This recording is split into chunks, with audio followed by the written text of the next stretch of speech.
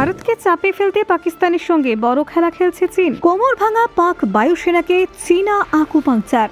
দিল্লিকে চাপে ফেলতে মুনির ফৌজকে 40টি stealth jet দিচ্ছে ড্রাগন। অপারেশন সিঁদুরের পর পাকিস্তানের ঢাল চীন, আসছে J-35 স্টেলথ জেট।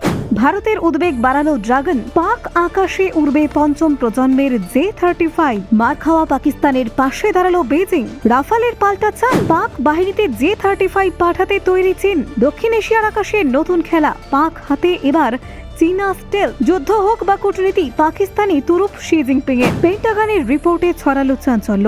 পাককে পঞ্চম প্রজন্মের জেট দিচ্ছে চীন। এই পরিস্থিতিতে কি করবে ভারত? ভারতের সামনে কি তবে বড়সড় বিপদ আসন্ন? দেখুন, অপারেশন সিঁদুরে পাকিস্তানের বিপর্যয়ের পর দক্ষিণ এশিয়ার কৌশলগত সমীকরণে নতুন মাত্রা যোগ করেছে গণপ্রজাতন্ত্রী চীন। ইসলামাবাদের পাশে দাঁড়িয়ে বেজিং একের পর এক আধুনিক অস্ত্র সরবরাহ করে চলেছে। সেই তালিকায় এবার যুক্ত হতে চলেছে পঞ্চম প্রজন্মের স্টেলথ যুদ্ধ বিমান J-35, যা ভারতের জাতীয় নিরাপত্তা মহলে নতুন করে উদ্বেগ বাড়িয়েছে। পাকিস্তানের সেনা সর্বাধিনায়ক ফিল্ড মার্শাল আসিম মুনিরের হাতে প্রায় 40টি J-35 লড়াকু জেট তুলে দেওয়ার পরিকল্পনা করছে চীন। নতুন বছরের মুখেই খবর প্রকাশ্যে আসতেই নয়াদিল্লির প্রতিরক্ষা মহলে সতর্কতার মাত্রা বেড়েছে, কারণ এই যুদ্ধ বিমানগুলি পাক বিমান বাহিনীর ক্ষমতা উল্লেখযোগ্যভাবে বাড়াতে পারে। সম্প্রতি মার্কিন প্রতিরক্ষা দফতর পেন্টাগন এই তথ্য নিশ্চিত করেছে। গণপ্রজাতন্ত্রী চীনের সঙ্গে সম্পর্কিত সামরিক এবং নিরাপত্তা উন্নয়ন শীর্ষক রিপোর্টে তারা জানিয়েছে, পাক বিমান বাহিনী খুব শীঘ্রই চীনা পঞ্চম প্রজন্মের যুদ্ধ বিমান পেতে চলেছে। ওই রিপোর্টে বেজিং ইসলামাবাদ প্রতিরক্ষা সহযোগিতা নিয়ে একাধিক গুরুত্বপূর্ণ পর্যবেক্ষণ তুলে ধরা হয়েছে। পেন্টাগনের দাবি অনুযায়ী আঞ্চলিক সামরিক ভারসাম্য নতুন করে সাজাতে এই পদক্ষেপ নিচ্ছে চীন। দক্ষিণ এশিয়ায় ভারতের শক্তিশালী বিমান বাহিনীর মোকাবিলায় পাকিস্তানকে আধুনিক প্রযুক্তিতে এগিয়ে রাখাই বেজিংয়ের মূল লক্ষ্য। সেই কারণেই পঞ্চম প্রজন্মের স্টেলথ জেট সরবরাহের মতো বড় সিদ্ধান্ত নেওয়া হয়েছে।